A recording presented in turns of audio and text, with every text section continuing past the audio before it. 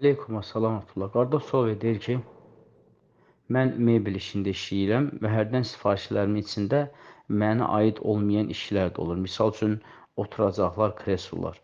Və mən də onlar istədiyi münasib malları axtarıram, tapıram və üstünə 15 manat qoyub bunları təqdim edirəm. Bəyənsələr malları onlara çatdırıram. Yəni, bu olar yoxsa yox.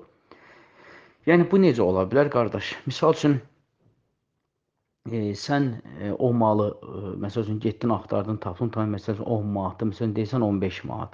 Üstünə 5 manat qoydun və deyirsən, qardaş, bax, mal budur, əgər alacaqsansa, sənə 15 manata başa gələcək.